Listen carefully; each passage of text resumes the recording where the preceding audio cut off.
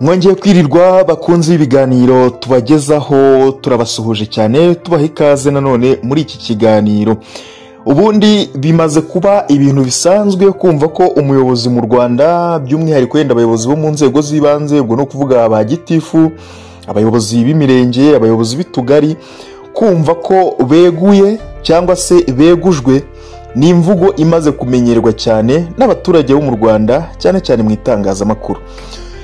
Ibi rero byari bitahiwe mu karere ka Nyanza ku itariki 15 z'uku kwezi kwa kane uyu mwaka wa 2025, nibwo hasakaye inkuru y'uko inama idasanzwe yateranye ikeguza umuyobozi w'akarere ka Nyanza kubera kunanirwa kuzuza inshingano ze nk'umuyobozi w'akarere cyangwa se nk'umuyobozi nka meya w'akarere ka Nyanza.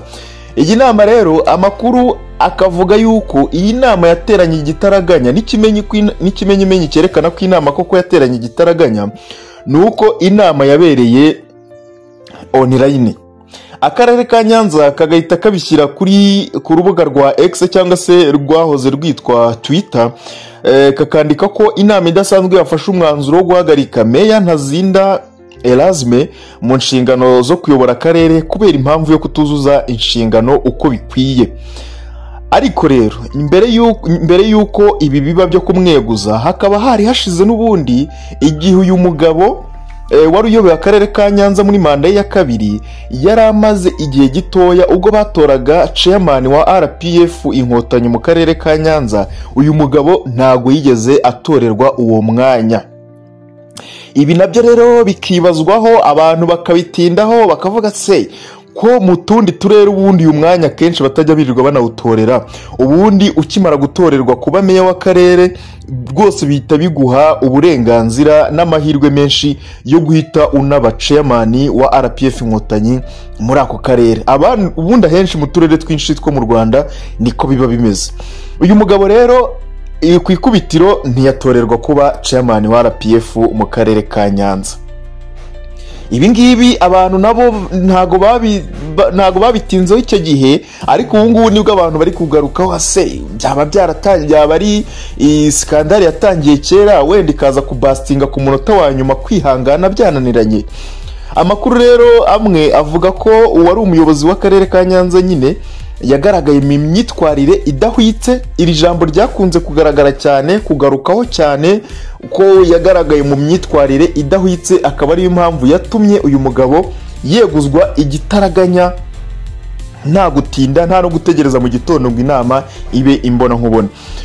Abanyamakuru benshi nabo rero niko byagiye bisakara mu binyamakuru bitandukanye, ku ma YouTube abantu bagaruka babisesengura uko ibinyamakuru byandika byabyanditse, bivuga yuko Meya Ntazinda Erasme yegujwe n'inama yabaye igitaraganya mu buryo bwa online hakoreshejwe ikoranabuhanga. Uretse kuba Meya Ntazinda rero Erasme yegujwe ku mwanya wa meya, yanegujwe no ku mwanya w'umujyanama muri ako karere. Ubwo nuvuga ngo akimara kweguzwa yavuye, urabizi ko meya aba ari umuntu ubundi ushobora kweguzwa kuba meya ariko ugasubira muri komite njyanama y'akarere. Icyo gihe rero bakimweguza, iyo myitwarire y'idahwitse ntago yamwemereraga no kugomeza kuba muri njyanama y'akarere. Bivuze ngo iyo myanya uko ari ibiri yahise ayibura yose.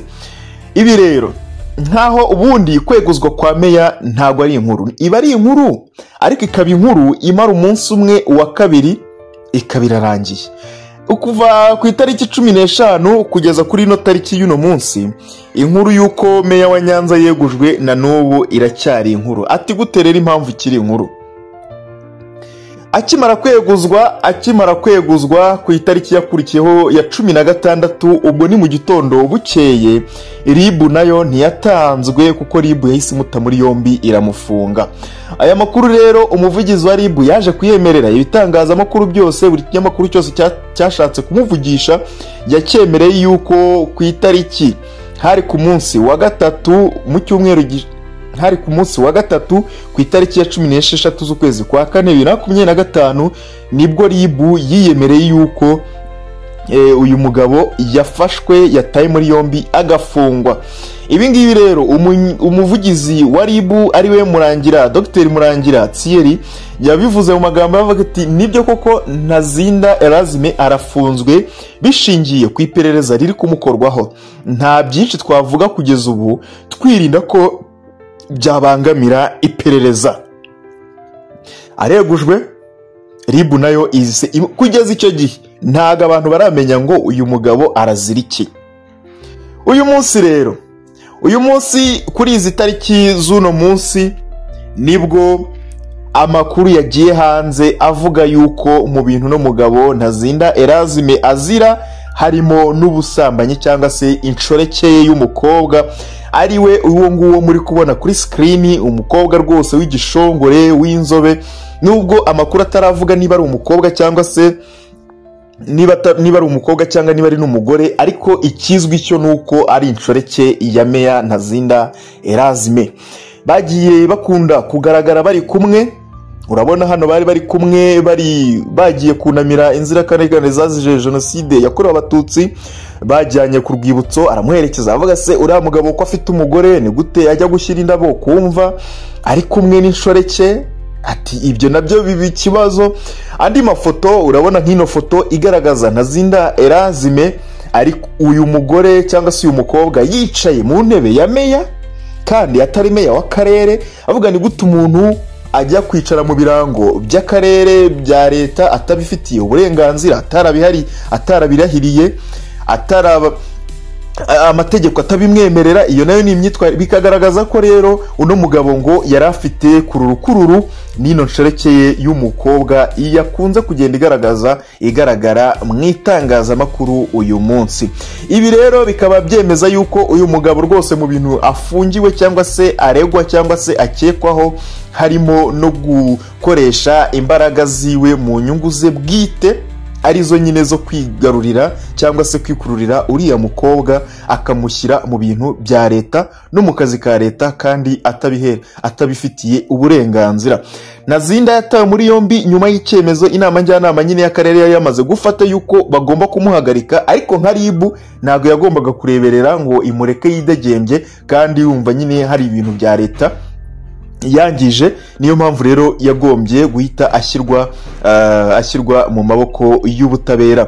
Umuyobozi w'inama njyanama y'akarere ka Nyanza ariwo bita rero Mukagatare Judith yabwiye ibitangazamakuru ko ihagarikwa rya Ntazinda rishingiye ku myitwarire mibi yagiye muranga nubwo atasobanuye yariyo. Ibyo bintu byo kudasobanura rero byagiye bituma abantu benshi bagenda bishyiriraho ibyabo, bakishakira amakuru yabo ku giti cyabo. Ari nabyo rero byaje kugera ubwo abantu bamenya yuko uyu mugore cyangwa se ino nshoreke yiwe yaba ibifitemo uruhare runini cyane kuba Ntazinda Erasme ubu ngubu ari mu gihome kugeza aya masaha. Uyu Ntazinda Erasme rero yari ayoboye akarere ka Nyanza muri manda ye ya kabiri, nyuma yuko mu matora ya 2021 yongeye gutorerwa kuyobora ako karere. Yari amaze imyaka 5 n'ubundi abereye umuyobozi. Abantu benshi banashinja yuko aka karere ka Nyanza nta terambere kigeze kageraho mu gihe uyu mugabo yari akabereye umuyobozi. Bindi rero bikaza bihuzwa nuko nyine ngo yiberaga mu bintu by'abagore cyane kurusha gukunda akazi. Abantu benshi bavuga ati ntihagire umugabo w'umuseka, ati no mugore ni mwiza nta mugabo utamugwaho. Ariko burya iyo urahiriye kuyobora akarere no kuba umuyobozi w'abaturage bagize akarere kose, hari bimwe na bimwe wirengagiza ukaba umuntu w'umugabo nyine, ukaba umugabo w'umuryango wawe ndetse n'uw'igihugu muri rusange, ntube umugabo w'abagore gusa. Nuko rero ubwo nugutegereza ikirava mu iperereza tukareba nyine igihe azashyikirizwa ubutabera ni dosiye yiwe ibizaba bimuregwaho n'ibyaha azabaregwa. Gusa biramutse nta bindi byihishe inyuma akabashinjwa inshoreke, ntago inshoreke nzi ko yafungisha umuntu kuko nta tegeko rihana umugabo kuba yagira umukunzi ku ruhande. Ntago nzi ko ari ibintu yafungirwa. Niba ari byo byonyine nta bindi aregwa ku ruhande, ntago nzi ko bazamufunga. Yego bashobora kumwirukana mu kazi, ariko gufungwa bwo ntago ari umuntu wafungwa ngo agume muri gereza.